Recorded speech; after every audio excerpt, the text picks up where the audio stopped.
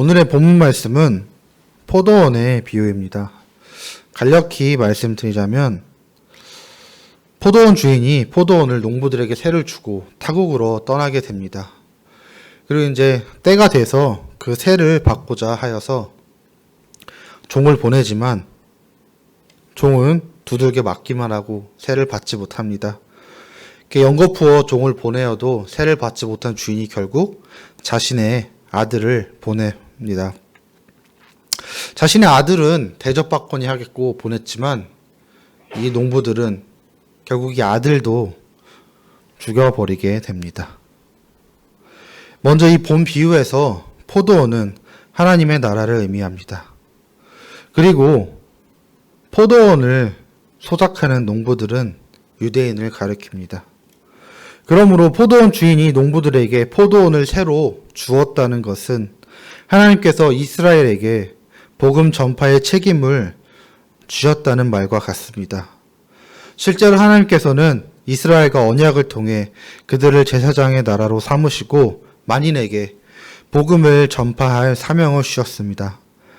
출애굽기 19장 6절 보면 너희가 내게 대하여 제사장 나라가 되며 거룩한 백성이 되리라. 너는 이 말을 이스라엘 자손에게 전할지니라 라고 기록하고 있습니다. 그러나 우리가 이스라엘의 역사에서 명백히 알 수 있듯이 이스라엘은 이와 같은 사명을 충실히 감당하지 못하였습니다. 그때마다 하나님께서는 자신의 종들을 보내사 그들의 죄악을 질책하시고 다시금 의의 길로 돌아올 것을 촉구하셨습니다. 오늘 본문 말씀에 종을 보내는 행위가 3번씩이나 기록되어 있습니다. 이는 선지자들을 통하여서 이스라엘을 죄에서 구원하시고자 하시는 하나님의 끊임없는 사랑을 우리는 잘 알 수 있습니다. 최초의 선지자였던 모세에서부터 요한에 이르기까지 이 선지자들의 사역은 죄인을 초청하시는 하나님의 구원의 초청을 전파하는 일이었습니다. 그리고 죄인을 구원으로 인도하시는 하나님의 사랑은 당신의 사랑하는 아들인 예수 그리스도를 이 땅으로 보내시는 것으로 절정을 맞이합니다. 독생자를 죄인의 죄값으로 보내어 주시는 사건을 통해 인간을 향한 하나님의 사랑은 우리가 감히 측정할 수 없다는 것을 다시금 깨닫게 됩니다. 하지만 유대인들은 끝내 그 사랑을 거부했습니다. 포도원 소출을 결산하기 위하여서 보낸 종들을 세 차례나 거듭 폭행한 농부들이 있습니다. 이는 하나님의 선지자들을 거부하고 핍박한 이스라엘의 죄악을 가리키는 표현입니다. 하나님께서는 이스라엘이 위기를 맞이할 때마다 당신의 사자를 보내사 자신의 뜻을 말씀하셨습니다. 이스라엘은 마땅히 이 선지자의 말씀을 듣고 하나님을 노하게 하지 말았어야 했습니다. 그러나 이스라엘은 출애굽의 여정 중에 하나님께서 이스라엘의 지도자이며 선지자로 세우신 모세에게 여러 차례 반역을 하는 죄악을 행하였습니다. 또한 사사기에 보면 사사를 보내서 구해 주실 때마다 감사하고 회개하는 척했지만 결국 수차례 죄악을 범하는 모습으로 돌아갔습니다. 이 외에도 무수한 죄악의 굴레가 이스라엘의 역사에 남아 있습니다. 이렇듯 구원의 초청과 메시지를 거절하는 이스라엘의 범죄는 하나님의 아들이신 예수 그리스도의 말씀을 거부하는 것에 이르렀고 결국 예수님의 십자가의 죽음으로 내몰았습니다.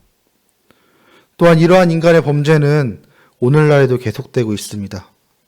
십자가를 통해 명백하게 선포된 하나님의 구원의 초청을 완강히 거절하고 또한 복음을 믿는다고 하여도 죄악을 계속해서 저지르는 일이 지금도 벌어지고 있는 것입니다.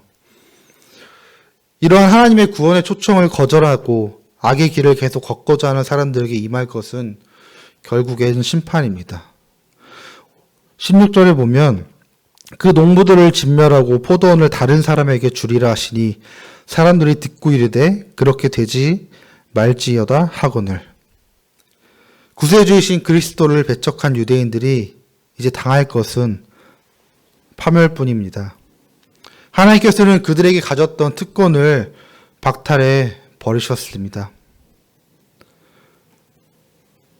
그들은 먼저 그리고 지속적으로 그리스도를 받아들이기를 거부했습니다.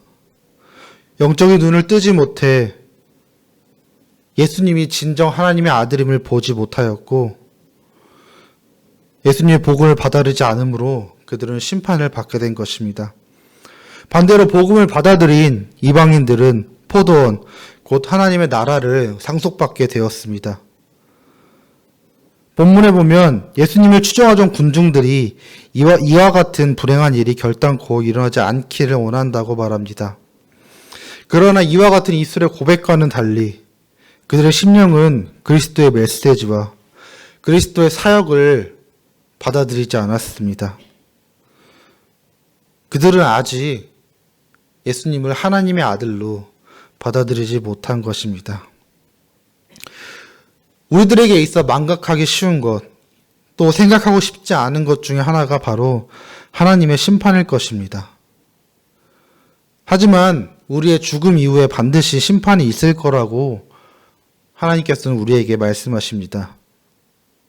하나님은 죄인에 대하여 오래 참으시고 긍휼을 베푸시며 구원의 손길을 내미시지만 심판을 하지 않으시는 것은 아닙니다. 그렇게 우리는 이 유대인들과 같은 모습을 버리고 새 사람이 되어야 됩니다. 19절에 보면 서기관들과 대제사장들이 예수님의 이 비유가 자기들을 가르쳐 하는 말씀인 줄 알고 즉시 잡고자 합니다. 이들은 알고도 예수님을 믿지 않았습니다. 그들은 알았지만 믿는 것으로 그 문제를 해결하는 것이 아니라 예수님을 지워버림으로 그 문제를 해결하려고 하였습니다. 우리는 이들과 반드시 다르기를 원합니다. 예수님을 주님이라 고백하는 우리가 예수님을 십자가에 매달은 사람들과 같은 모습이 되지 않기를 원합니다. 구원의 초청을 받아들인 이방인들은 포도원을 상속하게 하신다고 하셨습니다. 우리가 예수님께 우리의 삶의 주인이심을 날마다 인정하며 주님 앞에 나아가기를 원합니다. 주님께서 주시는 이 구원의 초청에 우리가 응답함으로 포도원을 상속받는 자가 되어 우리가 구원의 기쁨을 누리며 주님과 함께하는 저와 여러분이 되기를 주님의 이름으로 소망합니다.